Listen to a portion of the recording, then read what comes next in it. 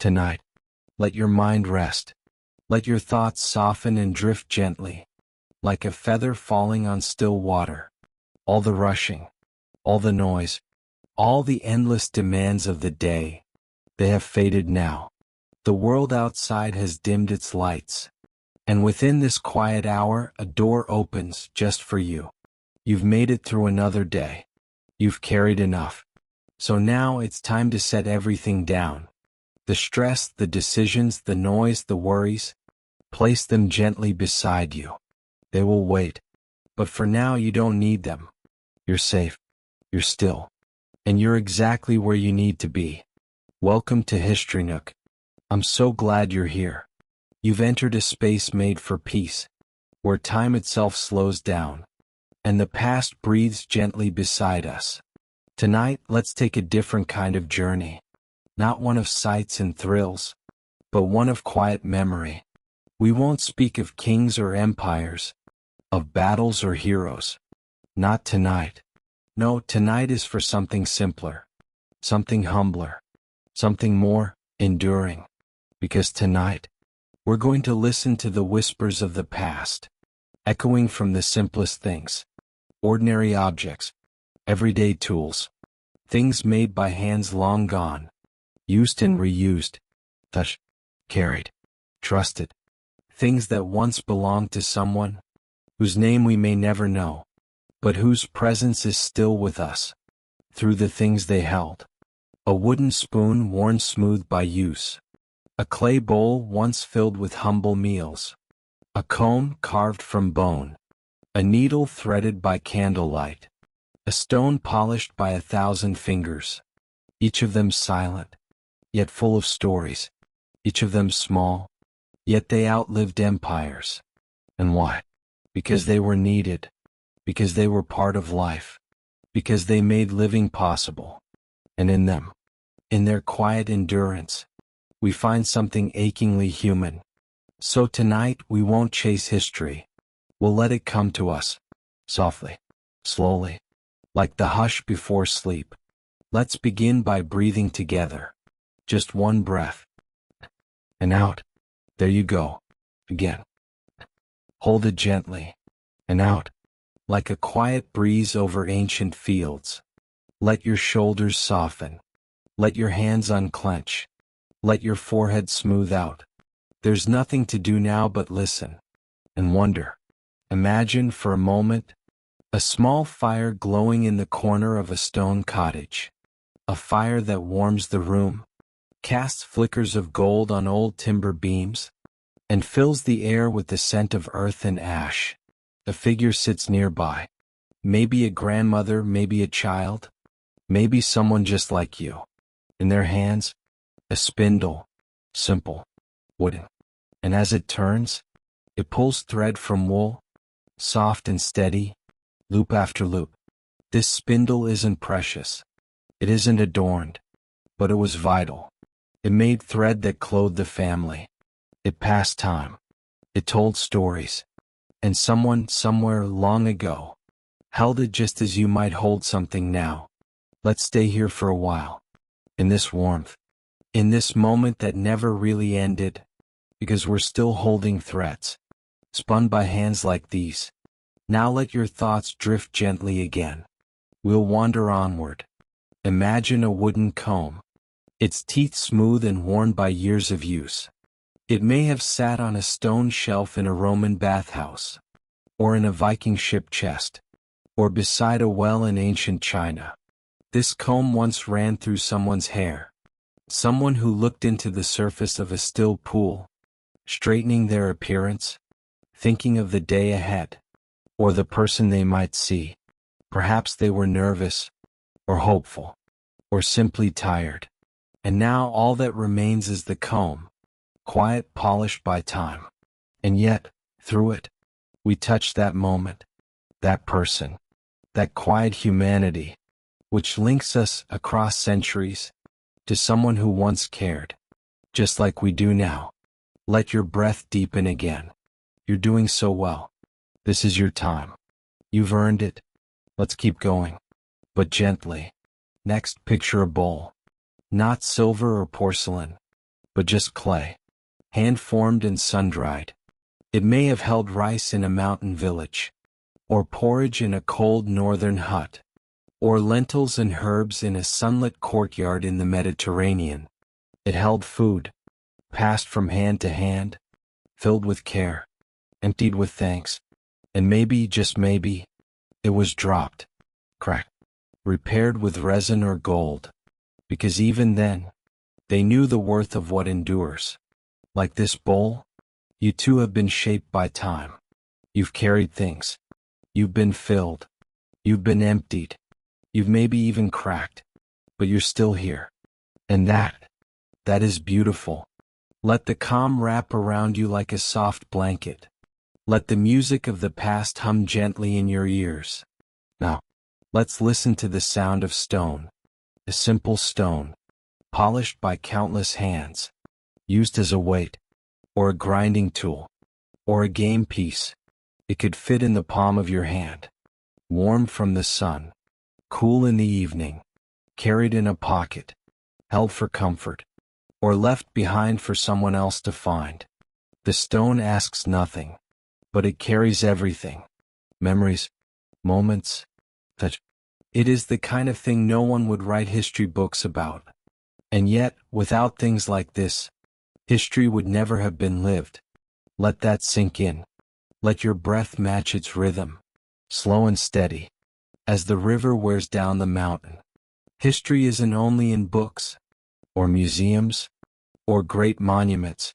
It's in the spoon passed down through generations, the worn handle of a broom, the scratch on a mirror that saw years of faces, the soft fabric of a shawl that warmed countless shoulders, the stitching on a leather pouch. It's in what we keep, what we use, what we leave behind. And so, tonight, we honor not just the past, but the hands that lived it, hands that worked, cooked, held, wove, carved, lifted, fixed, protected, comforted. Hands that may not be remembered by name, but are remembered in touch. And now, your hands are part of that story too. Just think, what will you leave behind? What small object will tell your story when your voice has gone quiet? A letter? A recipe? A tool? A photograph? Whatever it is, it will be enough. Because the past lives on, in the quiet things we love, we use, and we pass down. So rest now. Let these objects cradle your thoughts. Let their stories hold you. The night is long enough for remembering, and you are not alone. Here with History Nook, you are part of something bigger, quieter, deeper. And as you drift gently into rest, know that the past is never far away.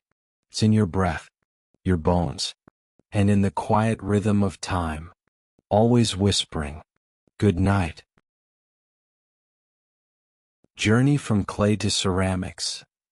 From clay to civilization, humanity's first creations from the earth. Since the dawn of human history, long before the rise of cities or the written word, human beings have sought ways to shape the world around them, both to survive and to express themselves. Among the many materials discovered and experimented with throughout the ages, few have proven as versatile, enduring, and transformative as clay. This humble substance, drawn from the very soil beneath our feet, played an essential role in the earliest expressions of human ingenuity. Long before metallurgy, before the loom and spindle, before complex architecture or agriculture as we know it, there was clay. It is difficult to determine exactly when humans first began to manipulate clay, but archaeological evidence suggests that as far back as 20,000 years ago, early humans in parts of Eastern Europe were already shaping clay into small figurines. These objects, often fired in open hearths or near fire pits, were not utilitarian vessels but rather symbolic items, perhaps religious, perhaps ritualistic. One of the oldest known examples is the Venus of Dalny Vestinus, a small statue believed to be over 25,000 years old. It represents not just a woman but the earliest recorded instance of ceramic artistry. But it was not until humans began to settle, around 10,000 years ago, that clay began to take on a new and more essential role. As people transitioned from nomadic hunter-gatherers to settled agricultural societies in the Neolithic period, the need for reliable, durable containers became urgent. For the first time, communities were staying in one place long enough to grow crops, harvest grains, and store food. This shift in lifestyle required a way to preserve resources: seeds for planting, surplus grain, or water from a nearby stream. The solution came, quite literally, from the ground. Clay, found abundantly near riverbanks and lakesides, was soft and malleable when wet, yet it hardened into a strong and relatively waterproof material when dried and especially when fired. Early humans likely discovered this by accident. Clay objects left near a fire would harden and retain their shape, becoming resistant to erosion or decay. This discovery was revolutionary. Initially, the containers made from clay were quite simple, roughly shaped bowls or jars molded by hand. Without a potter's wheel, early artisans used techniques such as coiling, pinching, or shaping clay around a simple frame or pit. These vessels were not refined or uniform, but they were effective. They could hold water, store seeds, and even be placed in or near a fire to cook food. In some cultures, they were even used to bury the dead or to offer gifts to the gods. As techniques improved and firing methods became more reliable, pottery evolved from purely practical use into a form of art and cultural identity. Designs were added. First simple impressions from sticks or fingers, then geometric patterns, and eventually complex motifs depicting animals, humans, and mythical scenes. These decorations were not merely aesthetic. In many ancient cultures, pottery became a canvas for storytelling, spiritual belief, and social symbolism. From Mesopotamia to the Indus Valley, from ancient China to the Nile Delta, clay played a central role in the development of early civilizations. The people of Mesopotamia, for example, used clay not only for pottery but also for writing. The world's first writing system, cuneiform, was etched into soft clay tablets using a reed stylus. These tablets were then dried or baked, preserving laws, trade agreements, and stories for millennia. Similarly, the ancient Egyptians used clay bricks to build homes and temples, while also creating elaborately decorated ceramic vessels for use in life and the afterlife. In China, some of the earliest known examples of high-fired ceramics date back over 8,000 years. Chinese potters would go on to revolutionize ceramics through the development of porcelain, a type of fine pottery made from kaolin clay and fired at very high temperatures. Chinese porcelain would become one of the most sought-after commodities in the world, traded across continents for centuries. Meanwhile, in pre-Columbian America, civilizations like the Maya, Aztec, and Inca also made significant advances in pottery and ceramic art. Their clay vessels were used not only for storage and cooking but also in ceremonial contexts. Some pots were molded into the shapes of animals or gods. Others were painted with scenes of daily life or cosmic myths. These artifacts give modern scholars deep insight into ancient beliefs and customs. Despite the diversity of styles and uses, one thing remained constant across all cultures and time periods. Clay was a direct gift from the earth. It required no mining tools, no forging, no mechanical aid. All it asked was for human hands, time, and fire. In this way, it symbolized the profound relationship between humanity and nature, a relationship of respect, curiosity, and transformation. The journey of clay from simple lumps to intricately crafted vessels mirrors the evolution of human society itself. Where there is clay, there is culture. Each pot or figurine tells a story, of a meal cooked, a harvest stored, a ritual performed, a life remembered. It is no exaggeration to say that clay helped lay the foundation of civilization. In today's modern world, we often take such materials for granted. With plastics, metals, and synthetics dominating everyday life, the ancient significance of clay can easily be forgotten. Yet, clay still surrounds us, in bricks and tiles, in porcelain sinks, in ceramic mugs on our kitchen shelves. Artists and potters continue to shape it, connecting the past with the present, turning a material as old as time into something continually new. When we look at a piece of handmade pottery today, even the simplest bowl, we are witnessing a tradition that stretches back tens of thousands of years. A tradition that began when early humans first dug their hands into the earth, shaped something useful, and placed it by the fire. That first crude container, a bowl to hold water, a jar for a handful of grain, was more than just an object. It was a turning point. A moment when humans ceased to simply adapt to nature and instead began to transform it. That humble lump of earth, fired into permanence, marked one of humanity's first great leaps forward, not with stone or metal but with the soft, yielding touch of clay. The simple, repeating ritual of clay. The process was simple, remarkably so. And yet, within that simplicity lay a quiet elegance, a rhythm of patience and purpose that echoed through generations. It was not a task hurried or burdened by complexity. Rather, it was a humble practice repeated over and over like a song remembered by the hands, passed down not through written instructions, but through the silent teaching of watching and doing. Clay, the heart of this ritual, was not sourced from distant lands or bought in polished bags from stores. It was found close to home, by the edges of rivers, in the muddy arms of slow meandering streams, and in hidden pockets of earth where water once lingered. These places, silent witnesses of time, offered their gift of raw earth.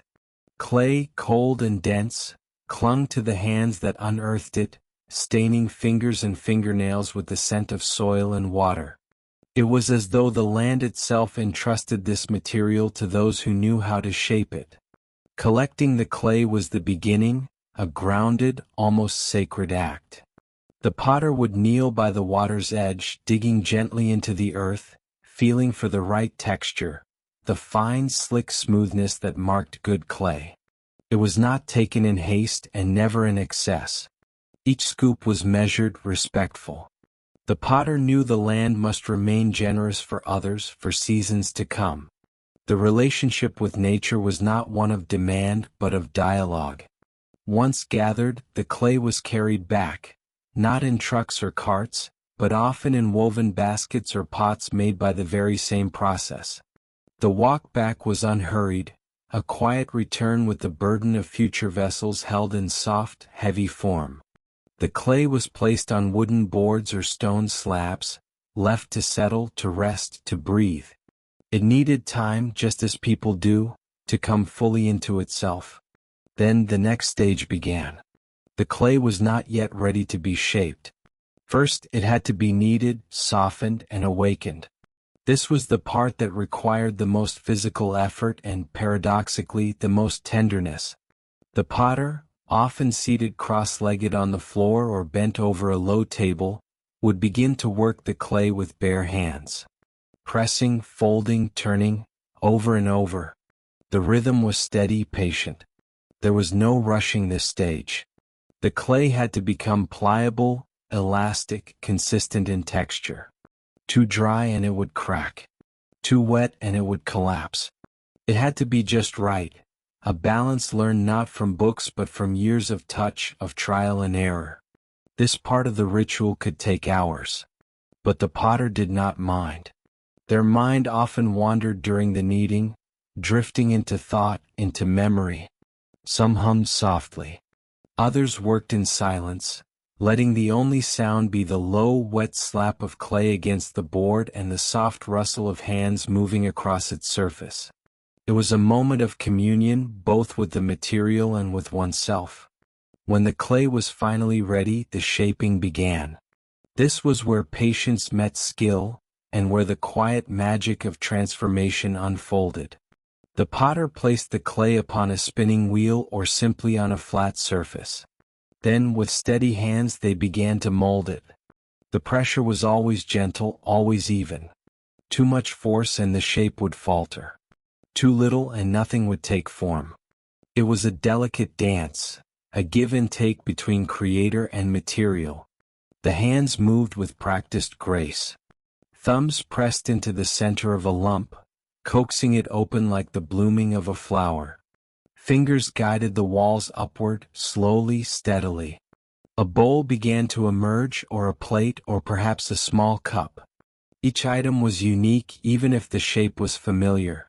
Each bore the subtle imprint of the hands that formed it, the slight curve of a fingertip, the faint ridges from a palm. These were not flaws. They were signatures. Every motion was measured, thoughtful. There was no sharpness, no urgency. The wheel turned in quiet circles. The potter's hands remained still in their calm repetition. One could watch for hours, mesmerized by the simplicity of it all, the way something formless could become something essential, even beautiful, through touch alone.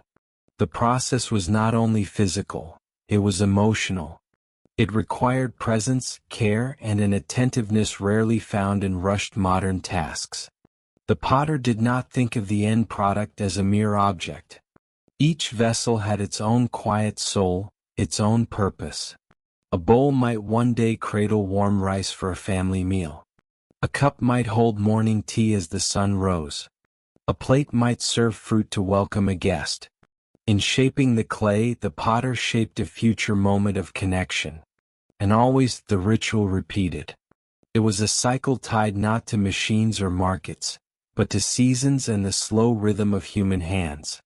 Clay was gathered again. It was kneaded again. It was shaped again and again. There was comfort in that repetition, a kind of peace in knowing that not all things need to change or be improved. Some things were already perfect in their simplicity. Children sometimes sat nearby watching. They didn't need instruction. They learned through eyes, through curiosity. One day their hands would take up the same motion, guided by memory and instinct. This was how tradition lived, not in dusty archives but in the living warmth of repetition. Even the air around the potter seemed to take on a slower rhythm. Sunlight fell gently through open windows. The scent of damp clay mingled with the faint aroma of wood smoke or blooming flowers. Birds chirped outside, oblivious to the timeless art unfolding indoors. It was a world within a world, a space where time did not rush, and where the only deadline was the natural drying of earth.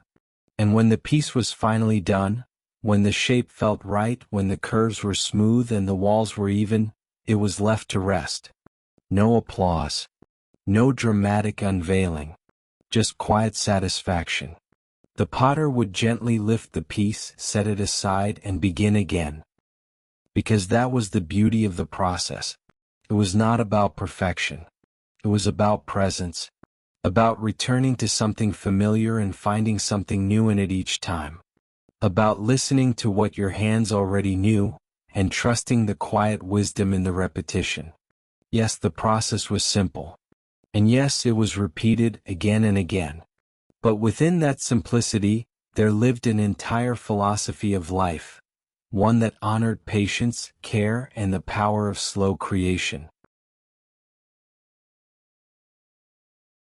After the clay has been carefully shaped into the desired form, be it a bowl, a cup, a vase, or some other useful or decorative object, the journey of transformation is far from complete.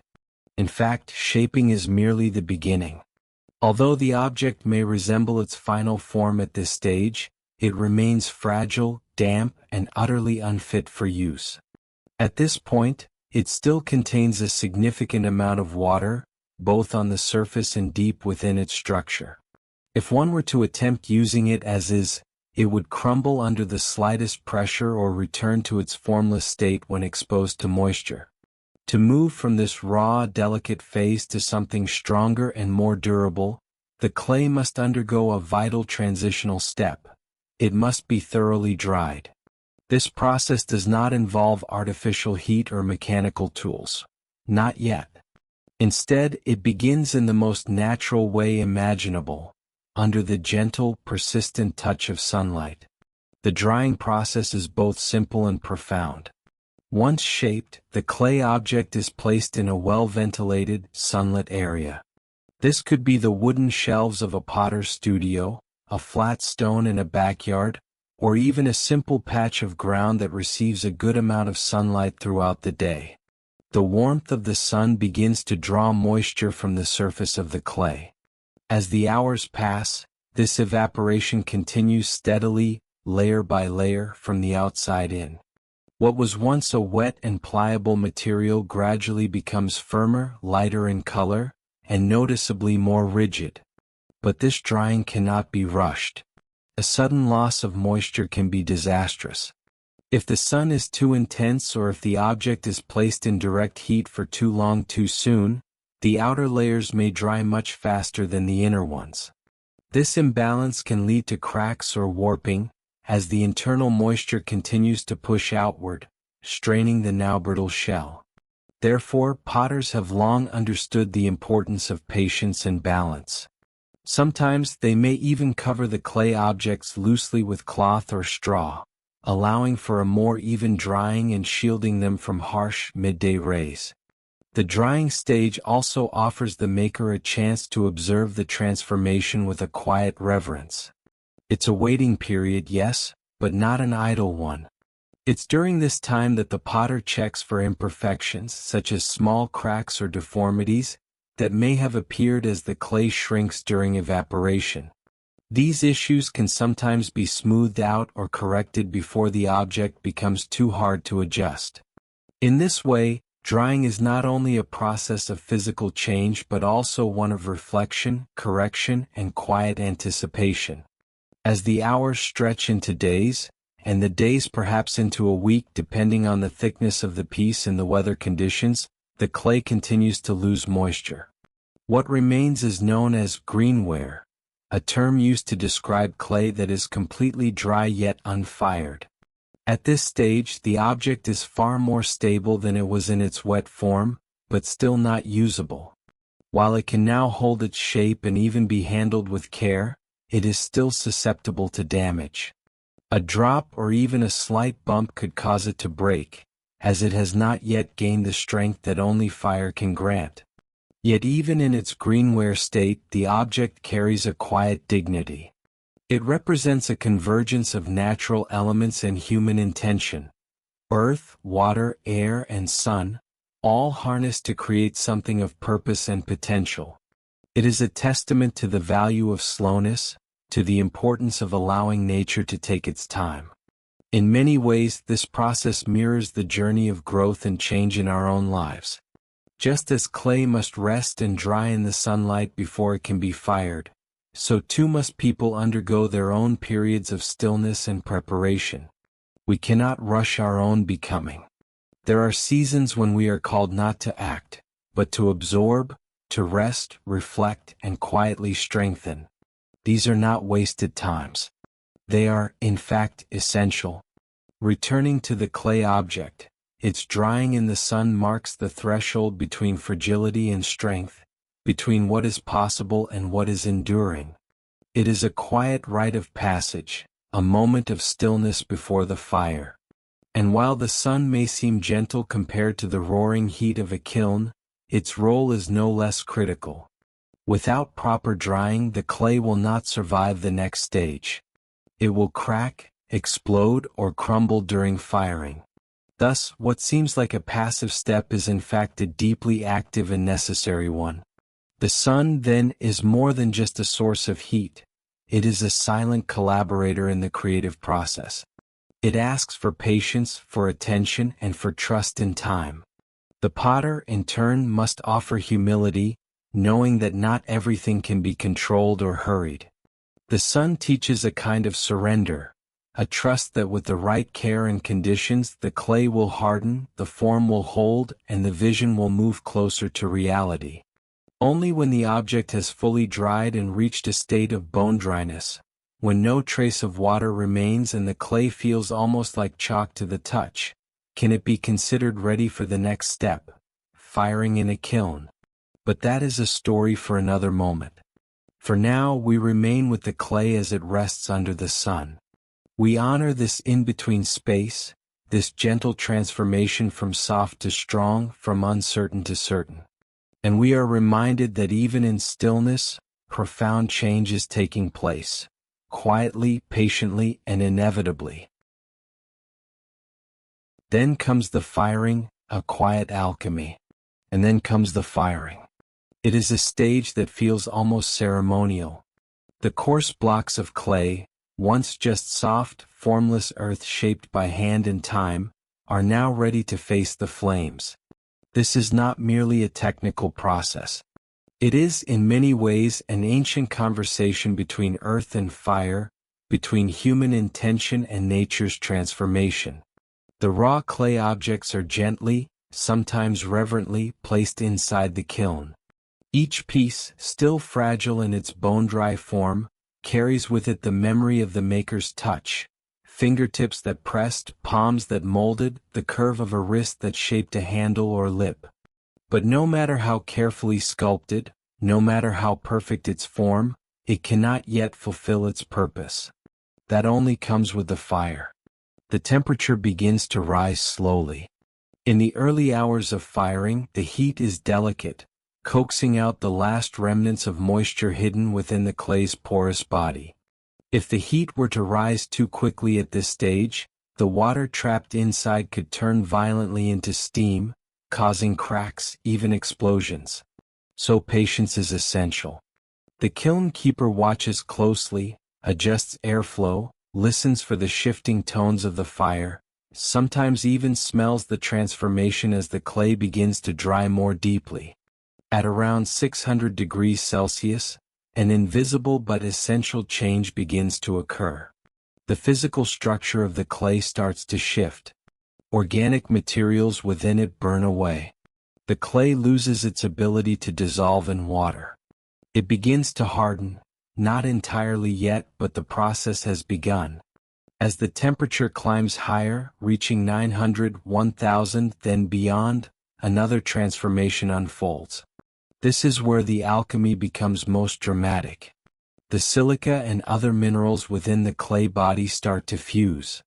Particles that were once loosely connected are now binding together. The piece begins to vitrify, gaining strength and resilience. What was once breakable and dusty becomes tough and enduring. It is a profound metaphor in itself. To be made strong, the clay must go through fire. To become useful, it must withstand heat. To endure, it must surrender to transformation. The kiln does not treat every piece the same. Even in the same chamber, slight differences in position, in proximity to the flames, in the way the heat circulates, these all leave their unique imprint. One bowl may come out with a warm, smoky blush. Another, placed just inches away, may bear a golden sheen or a deep earthen hue. No two pieces emerge exactly alike. Each firing, in its slow unfolding, becomes a one-of-a-kind creation. The process can last for many hours, sometimes even days in traditional wood-fired kilns. The potter often stays close, monitoring temperature changes, feeding wood or adjusting gas flow, listening to the crackle and hum, reading the signs written in flame and color. It is a delicate balance of control and surrender. The artist does not command the fire entirely, they partner with it, guide it, learn from it. And then, after a long and patient journey through heat, the fire begins to subside. The kiln cools. This cooling process too must not be rushed. Just as clay can crack under rapid heat, it can fracture if cooled too quickly. So again, patience is required. The pieces rest in the dark belly of the kiln, slowly releasing their heat, slowly settling into their final form. Only when the temperature has returned to safe levels can the potter open the kiln and see what the fire has offered back. This moment, when the door opens, when the potter sees the results of the firing, is one filled with quiet wonder. There is anticipation, of course. Will the glaze have melted evenly? Will the form have held? Did the color deepen or shift unexpectedly? Sometimes there is joy, sometimes disappointment. But always, there is a sense of awe at the mysterious collaboration that has taken place. Out of fire, something new is born. Out of heat, fragility becomes function. Out of process, permanence. The fired clay pieces are no longer just objects of earth and water. They are now vessels, capable of holding, of storing, of serving. They can keep food safe. They can hold water without leaking. They can carry beauty and meaning across generations. Some may be used every day. Others may sit quietly on shelves, admired for their form, their color, their history. But all of them carry the memory of fire. All of them have passed through transformation. And perhaps what is most poetic is this: every kiln tells a different story. The shape of the chamber, the source of the heat, the airflow, the stacking method, all these influence the final outcome. A kiln in Japan might breathe differently than one in Morocco. A pot fired in a mountain village may glow with traces of pine ash, while one from a coastal town might shimmer with salt. Each kiln becomes a storyteller in its own right. So while the process is methodical, it is never mechanical. It is both science and art, discipline and intuition. And each firing becomes an act of faith, a belief that through fire, something beautiful, useful, and enduring will emerge. In this ancient practice, we are reminded of our own transformations. How, in our lives too, the most intense trials, our own fires, can shape us.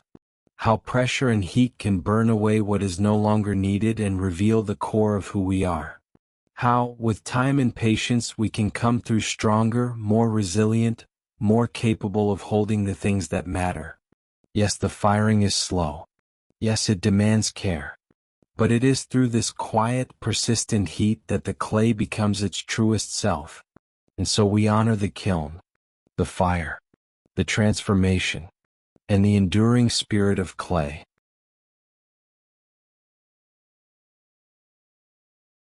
From lifeless lumps of clay, mute, formless, and unremarkable, something extraordinary has always begun. Clay, the humble soil beneath our feet, often overlooked, trampled on, or swept away by wind and rain, holds within it a quiet potential. For millennia, it has waited patiently in the earth, untouched and unnoticed, until one day, a pair of human hands would reach down, gather it with purpose, and awaken it into being. It all begins in silence. A person kneels by a riverbank or digs into a patch of soft ground, their fingers sifting through the dirt, feeling for that particular consistency, the smoothness, the dampness, the texture that tells them, this is clay. It doesn't resist. It yields. It welcomes touch. It is not yet anything, but it can become everything. And that is the quiet miracle of it. In the hands of a potter, the clay is no longer just a fragment of the earth. It becomes a living medium, responsive to thought, intention, and motion.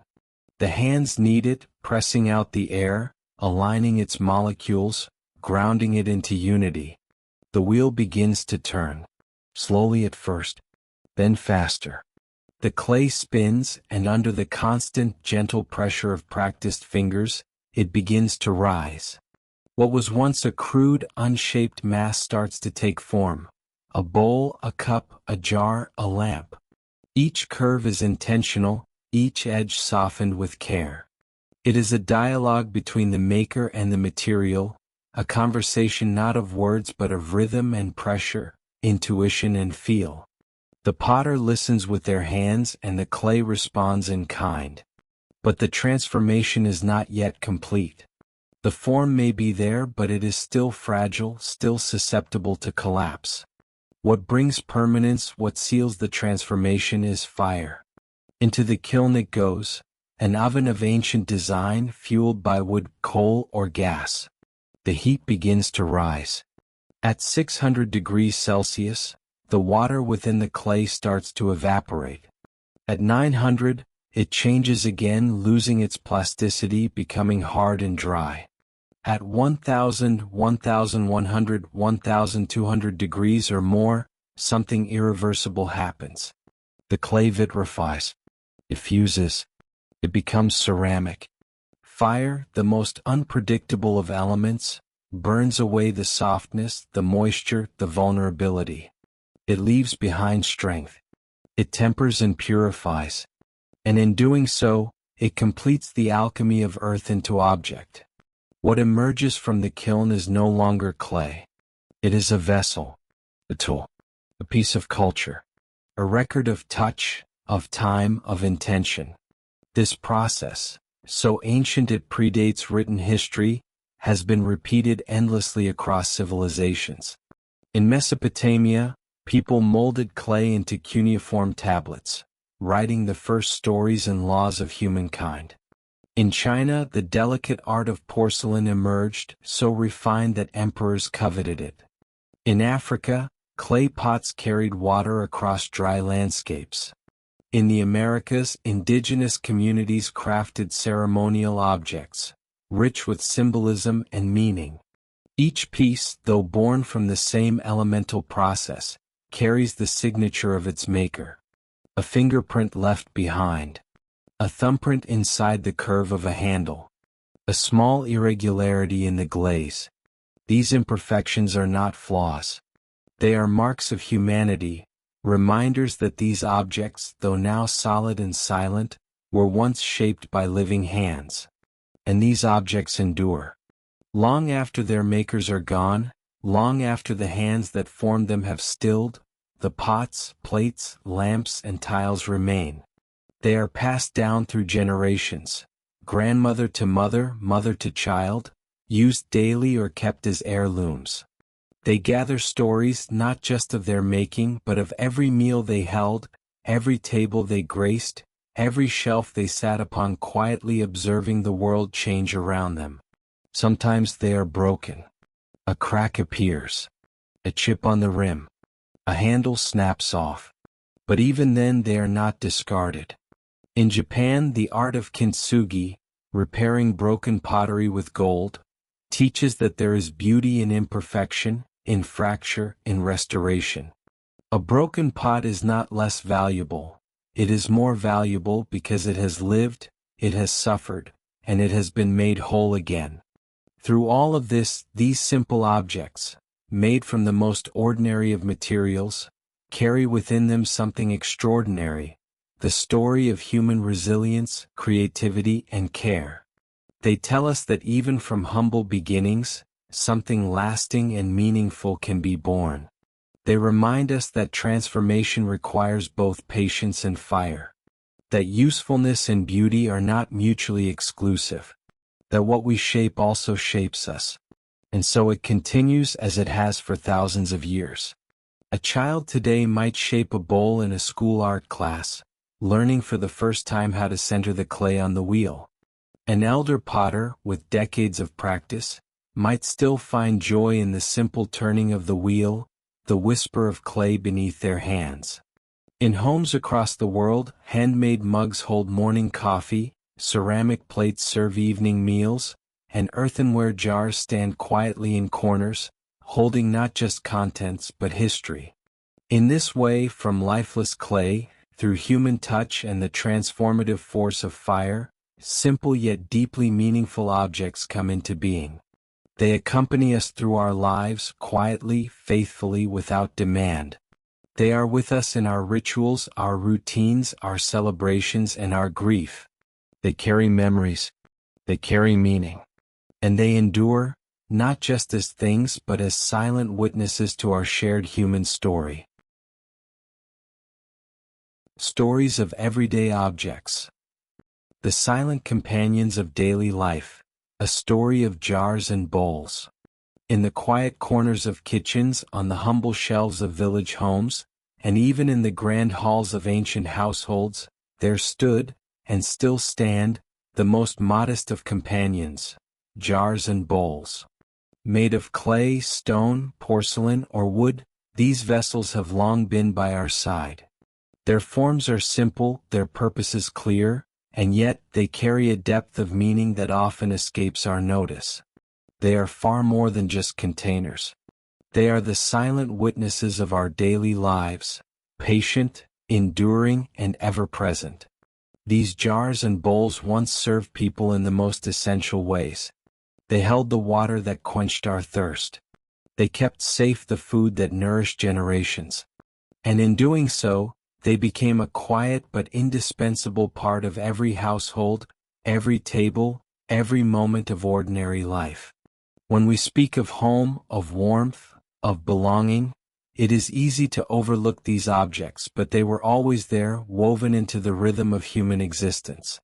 Imagine a morning long ago in a small village nestled between the hills.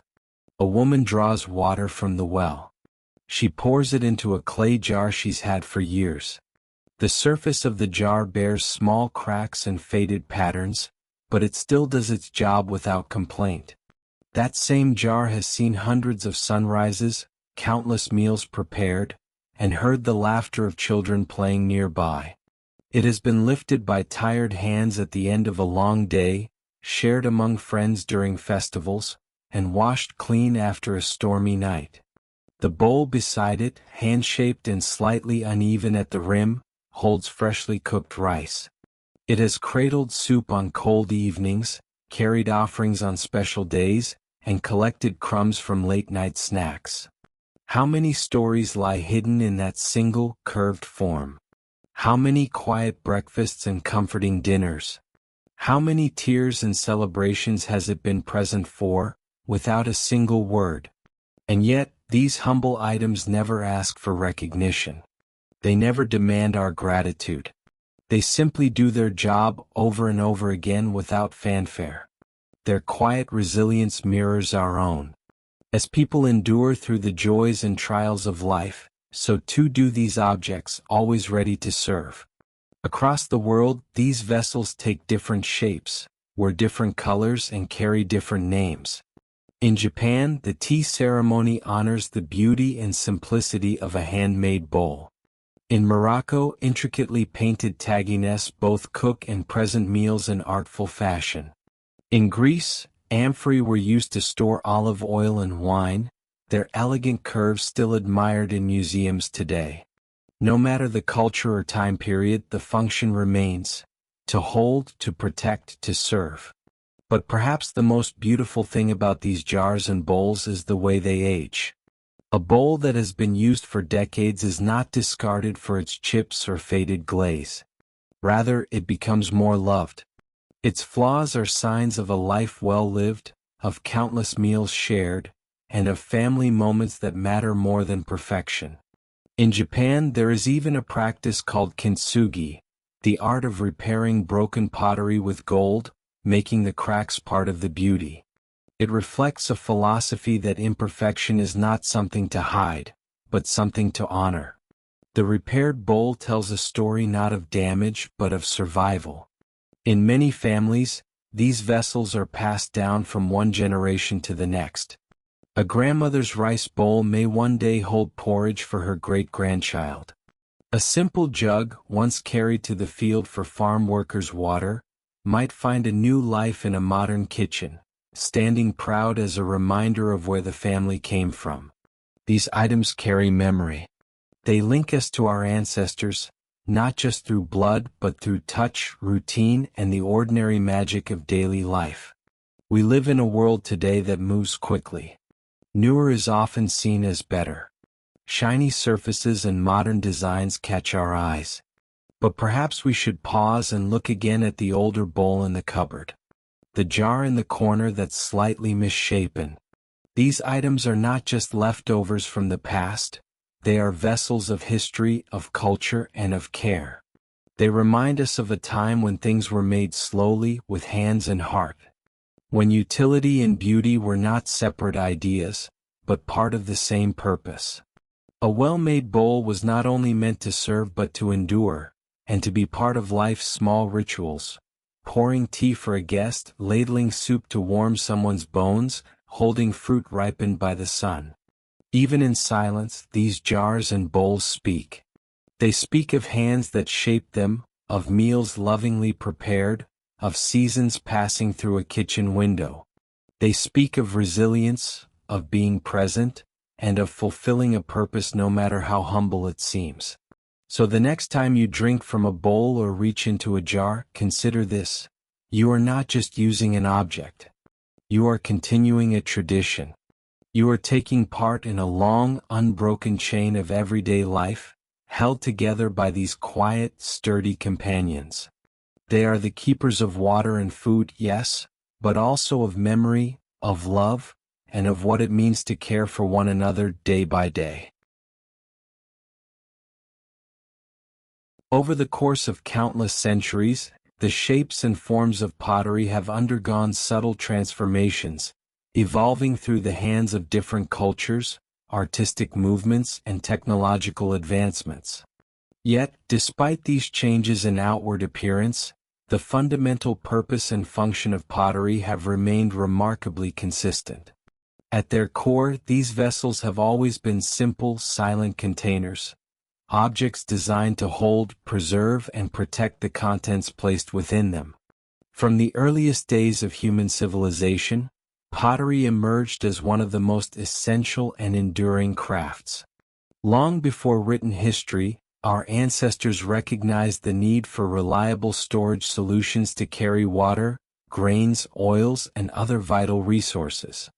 They fashioned their first pots and jars from the earth itself, molding clay with their hands and then firing it in rudimentary kilns to create durable vessels. These early forms might have been crude by today's standards, rough, uneven, and utilitarian, but they served a purpose that was both practical and profound. The transformation of pottery across centuries reflects the diversity of human experience and ingenuity. In some regions, pottery became an art form where shape, color, and decoration conveyed cultural identity, religious beliefs, or social status. In others, the emphasis remained on functionality, producing strong, reliable containers that could withstand daily use in harsh environments. Despite this wide variety, the essential nature of pottery as a container has endured unaltered. Throughout ancient Egypt, Mesopotamia, Greece, China, and beyond, pottery vessels were used not only for storage but also for cooking, serving, and even burial rituals. The Greeks, for example, crafted beautifully painted amphorae that were both utilitarian and symbolic, used to store olive oil or wine but also to tell stories through intricate imagery. In China, porcelain emerged as a refined and highly prized form of pottery, admired worldwide for its delicate beauty and strength. Yet no matter how ornate or simple, all these vessels shared the same fundamental role: to hold something within. This continuity across time and cultures speaks to the universality of pottery's purpose. A pot is, in its essence, a humble object, a silent companion to human life. It sits quietly in kitchens, storerooms, and marketplaces, fulfilling its role without fanfare or complaint. Its presence is so common and unassuming that we often overlook its importance. But without these containers, the daily rhythms of life would be disrupted, as the ability to store and transport essentials would be severely compromised. Even as modern materials like plastic and metal have largely replaced traditional pottery in everyday use, the timeless appeal of ceramic vessels persists. Pottery remains a symbol of craftsmanship and heritage, a link to our ancestors who first shaped the earth into useful forms. Contemporary artisans continue to honor this tradition, creating pieces that celebrate both function and beauty. Their works remind us that at the heart of pottery lies a profound simplicity, a vessel that holds and preserves. In essence, pottery's silent, steadfast function transcends its changing forms. Whether it is a rough clay pot from prehistoric times or a finely glazed vase from a modern studio, the fundamental idea remains the same. These objects are containers, not just of physical substances like water, grain, or oil, but also of human stories, traditions, and daily life.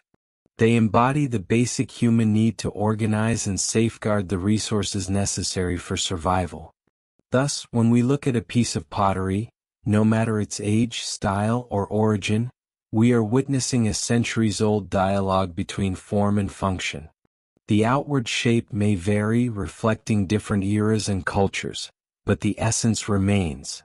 It is the quiet, faithful vessel, serving its purpose with a dignity that has endured through the ages.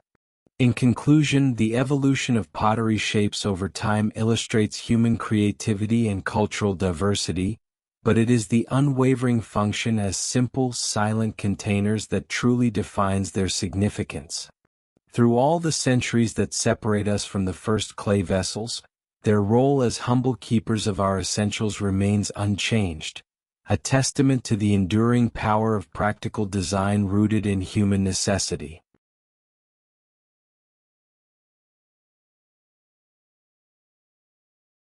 Imagine for a moment stepping back through the veil of time to a distant age, an era long before the bustling cities, electric lights, and the constant hum of modern life. Picture yourself arriving at a humble evening meal, somewhere deep in the heart of an ancient village. The air is cool, touched with the faint scent of earth and smoke from a nearby hearth. There are no glaring screens or loud conversations. Instead, the scene is calm, quiet, and steeped in a simplicity that feels almost sacred. At the center of this gathering rests a sturdy clay pot, its surface warm to the touch, worn smooth from years of careful use. This pot, made by hands skilled in the ancient craft of pottery, contains a meal that has been slowly cooked over a fire fueled by wood and dried herbs. The contents within it are rich in flavor and warmth. Perhaps a stew made from wild roots, tender grains, and small pieces of meat or fish, whatever the land and season have generously provided. Steam rises gently from the vessel, carrying with it the comforting aroma of nourishment, a promise of sustenance for the body and the soul. Surrounding this pot are several modest bowls, shaped by the same earth and fire that created the cooking vessel. These bowls hold simple grains, wheat, barley, or millet, each kernel polished and golden, ready to be eaten by hand or with small wooden spoons. Their glazed surfaces catch the flickering light of the fire, reflecting soft shadows on the wooden table. There is an artistry to these bowls, even in their plainness, revealing the intimate relationship between the people and the materials of their world. Notice the silence. It is not the silence of emptiness but a deep, peaceful stillness. There is no clatter of utensils, no background noise of a radio or television. Instead, there is the subtle creak of the wooden beams above, the distant call of a night bird, and the gentle crackle of embers in the fire. This quiet is broken only by the soft rustling of cloth and the occasional murmured exchange, low and reverent, as those gathered express gratitude for the food before them. Every object at this meal speaks of the earth from which it came. The clay vessels were molded from soil dug by hand, shaped, dried, and fired in a smoky kiln. Their very existence is a testament to the intimate connection between humans and nature, a cycle of creation and sustenance that has endured for millennia. There is a humility in this simplicity, a reminder that, at its core, life depends on the gifts of the earth and the careful stewardship of its resources. This meal is more than just food. It is a ritual, a moment of pause and connection. The act of breaking bread together, sharing from the same pot and bowls, is an expression of community and belonging. In that quiet room, illuminated by the warm glow of firelight, time seems to slow, inviting those present to savor not only the taste of their meal but the presence of one another. Imagine the hands that prepared this food, the skilled fingers that gathered wild herbs, the careful hands that ground grains into flour, the patient hands that tended the fire and stirred the pot. Each gesture is infused with care and intention, a quiet love for the simple act of feeding and nurturing. The meal is a culmination of a day's work and a link in the chain of survival that stretches back through generations. There is no rush here. The pace of this dinner is measured and deliberate. Each bite is savored slowly, each mouthful appreciated. The nourishment is physical but also spiritual, grounding those who partake in a deep sense of place and tradition. It is a reminder that in times long past, the daily meal was an anchor, a source of strength amid uncertainty, a symbol of continuity amid change. In this moment, you can almost hear the stories told in whispers, the tales of ancestors, of seasons past, of hunts and harvests. These stories are as vital as the food itself, weaving a rich tapestry of memory and identity. The pottery and the grains become vessels of history, carrying forward the knowledge and experience of those who lived before. As the meal draws to a close, the clay pot is emptied but not forgotten. It will be cleaned and set aside, ready to serve again, continuing its cycle of giving. The bowls, too, will be washed and placed carefully in their resting places, waiting to be filled once more. Outside, the night deepens, and the quiet settles over the village like a gentle blanket. To imagine this ancient dinner is to reconnect with a world that is both distant and deeply familiar. A world where the rhythms of nature and human life are intertwined, where the simplest objects hold profound meaning, and where silence is filled with the presence of the earth itself. This vision invites us to pause and reflect on our own relationship with food, community, and the natural world. It reminds us that behind every modern meal lies a history of care, craftsmanship, and connection that stretches back to the very beginnings of human life. And in that reflection, perhaps we can find a renewed appreciation for the humble clay pot, the quiet meal, and the enduring gift of the earth's bounty. Every tiny crack etched upon the surface of an ancient ceramic vessel, every faded hue of its once vibrant glaze, holds within it a story far deeper and richer than mere appearances can reveal. These imperfections and wear are not flaws, but silent witnesses to the passage of time, the marks of endurance that speak volumes about the journey the object has traveled through the centuries. In the quietness of their existence, these vessels embody a profound narrative of resilience, longevity, and the understated yet vital role everyday objects have played in human history. Imagine an old pottery jar excavated from a long-forgotten archaeological site. To the casual observer, it might seem like nothing more than a brittle, weathered fragment. Yet, if one could look beyond the surface, one would perceive the echoes of countless hands that crafted, used, and cherished this jar. The minute cracks on its surface are more than just signs of aging. They are reminders of the vessel's survival through turbulent eras, natural calamities, and the relentless march of time. Each fissure maps out moments of impact, minor accidents, or simply the inevitable consequences of centuries of existence. These small fractures have endured the cycles of drying and cooling, shifts in temperature, and the weight of objects or liquids it once contained. Each crack is like a scar, a testament to the life lived by this vessel.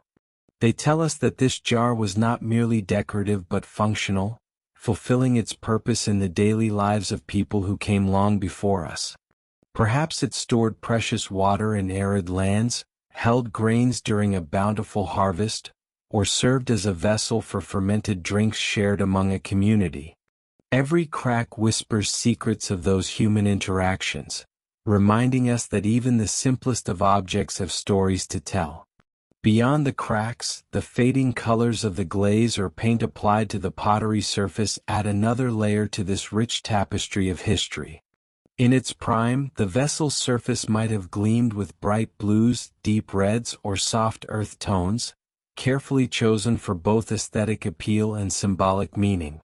The glaze, crafted with painstaking attention, served to protect the vessel and to express cultural identity. However, time and exposure to natural elements, the sun, wind, rain, and soil, have gradually dulled and chipped away these colors.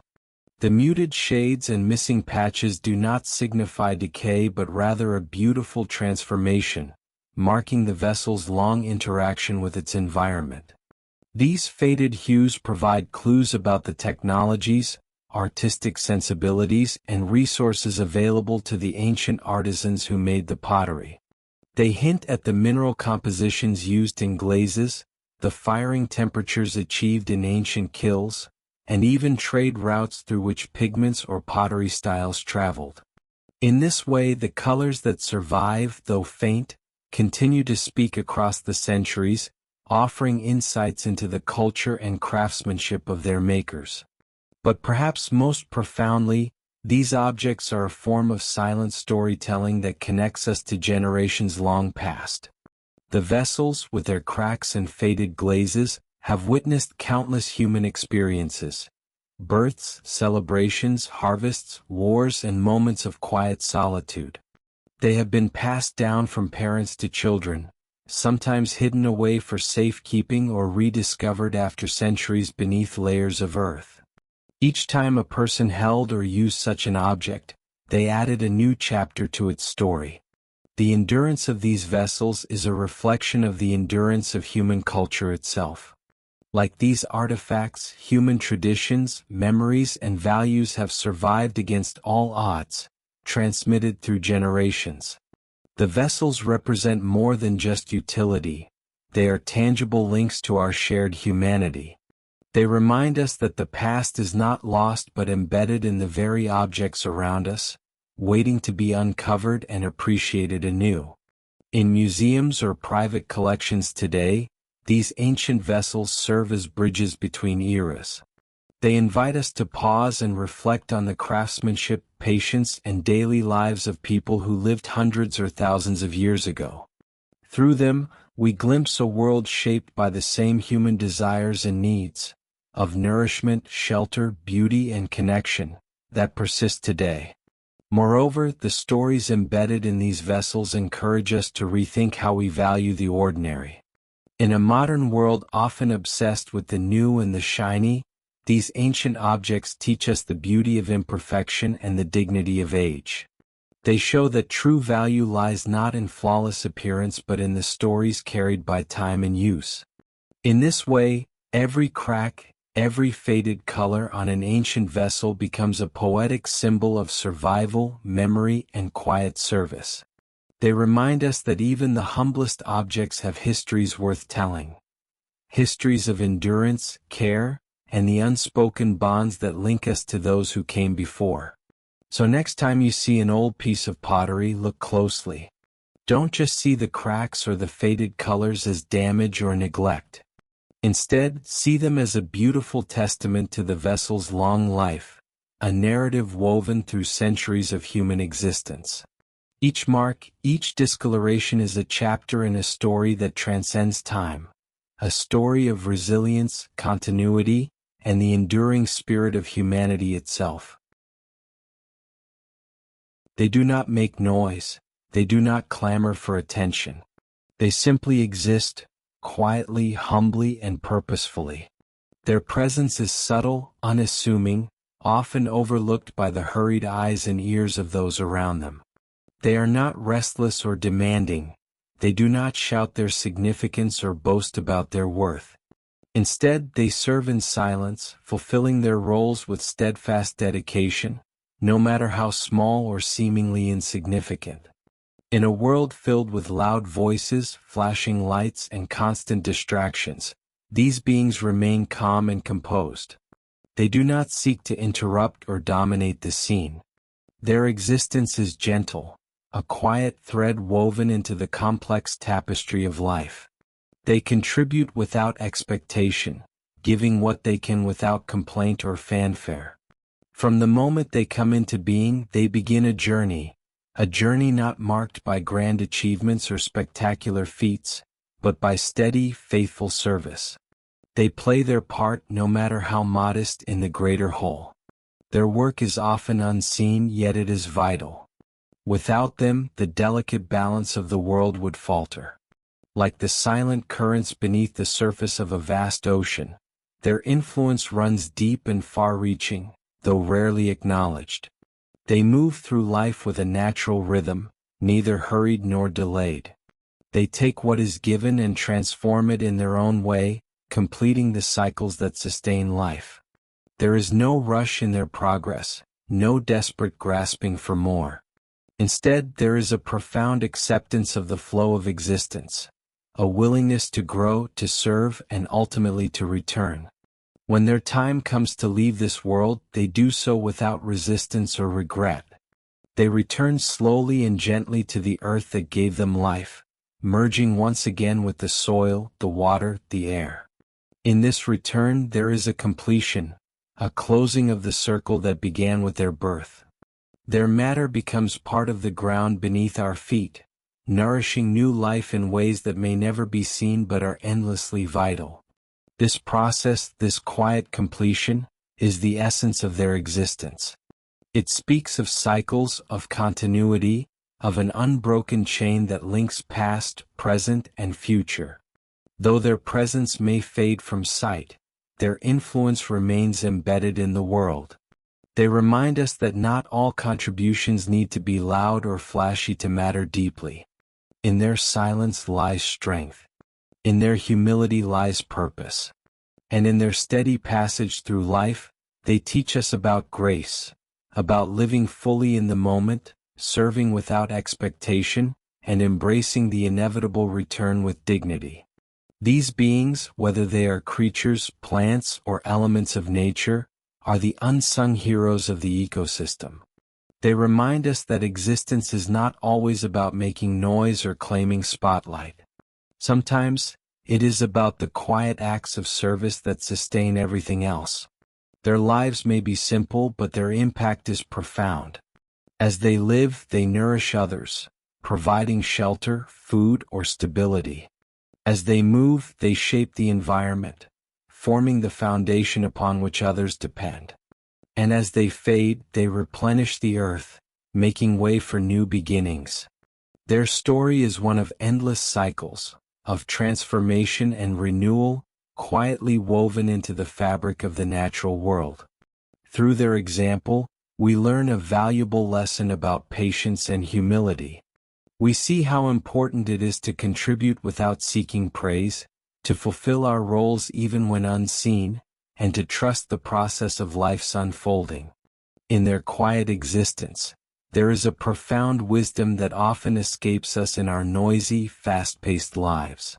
They invite us to slow down, to notice the small and subtle, to appreciate the unseen labor that supports all that we see and know. They teach us that presence alone can be a powerful form of service, that simply existing with intention and grace can ripple through the world in ways that matter. Ultimately, they remind us of the sacred cycle of life and death, growth and decay, service and return. They embody the truth that life is a journey of becoming and unbecoming, a dance of presence and absence. Their existence calls us to honor the humble, the quiet, and the enduring, those who serve without applause and return without resistance. In the end, they do not just disappear, they transform.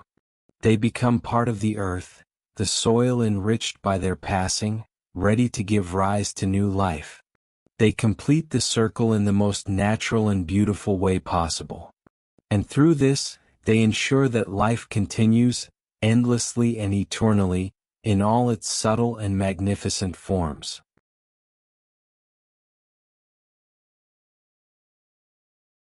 And now, as the gentle whispers of the pottery have finally faded away into silence, I invite you to let your mind completely release its hold on the world around you. Allow yourself to drift gently, as if carried by a soft breeze, far beyond the reach of any worries or distractions. The quiet stories once told by those delicate clay vessels have settled into the stillness, leaving behind a profound sense of peace. It is in this calm that you can find your true rest. Feel the tension that may have settled in your body begin to loosen and melt away. Imagine each muscle, each fiber of your being, softening as relaxation flows like a warm, soothing river from the top of your head all the way down to the tips of your toes. With every breath you take, this feeling deepens, washing over you like gentle waves on a quiet shore. Breathe in slowly, deeply. Fill your lungs with the cool, calming air around you. Hold it for a moment as if gathering all the tranquility in the world. Then exhale softly, releasing any remaining stress, any lingering thoughts that do not serve your peace tonight. Each inhale invites calmness. Each exhale lets go of tension. Feel your heartbeat slow to a steady, gentle rhythm.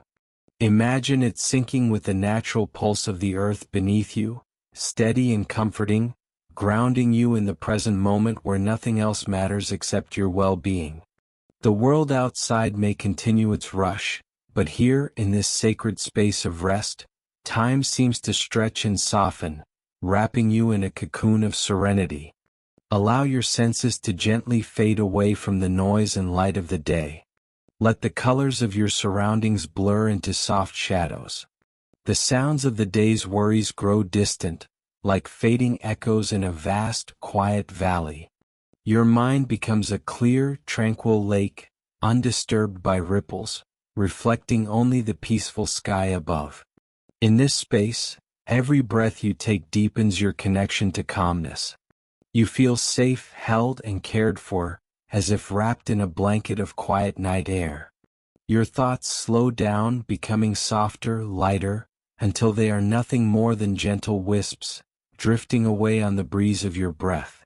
Now, as you sink deeper into this state of relaxation, imagine yourself lying on the softest, most comfortable bed.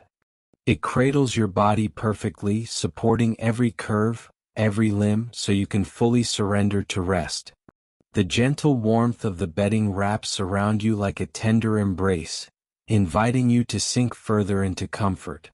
Your muscles continue to relax, one by one, starting from the crown of your head, easing down your forehead, smoothing your brow, softening your eyes and cheeks. Your jaw unclenches, your tongue rests gently in your mouth. Feel your neck lengthen and release tension, allowing your shoulders to drop and widen, leaving behind the burdens of the day. With each passing moment, your arms grow heavier and warmer, your hands resting loosely, fingers naturally curved, completely at ease. Your chest rises and falls effortlessly with each breath, a gentle rhythm that soothes your entire being. Your abdomen relaxes, belly softening, inviting the breath to flow freely and naturally. Your legs feel weightless yet supported, sinking deeper into the mattress beneath you. Your hips, thighs, knees, calves, ankles, and feet all relax fully, releasing any stiffness or tightness. The sensation is one of complete surrender, a letting go that brings freedom and peace. In this peaceful surrender, your mind drifts naturally toward a place of dreams, where calm and happiness reside. You are free to explore gentle landscapes of imagination, perhaps a quiet forest clearing bathed in moonlight, or the soft shore of a tranquil sea under a starry sky. These peaceful visions cradle your spirit and invite restful sleep. Know that everything that weighs on your mind, every concern and every responsibility, can wait until tomorrow. Tonight, all that matters is your rest and renewal. The world outside your window may be filled with noise and haste, but here in your sanctuary of sleep, you are protected and serene. Allow yourself now to drift slowly, gently, down into the soft embrace of sleep. Your breathing becomes quieter, your heartbeat slower. Your body and mind float freely in the stillness, drifting farther away from conscious thought. There is nothing to do now but surrender to this gentle journey. Let the calmness wash over you, enveloping you in a blanket of quiet night. Feel the soothing rhythm of rest wrapping you in safety, comfort, and peace. And as your eyelids grow heavy and finally close, I wish you the sweetest of dreams. May your night be filled with gentle visions and quiet joy. Know that when you awaken, you will feel refreshed, renewed, and ready to greet a new day with calmness and grace. Good night, dear friend. Sleep well and rest deeply.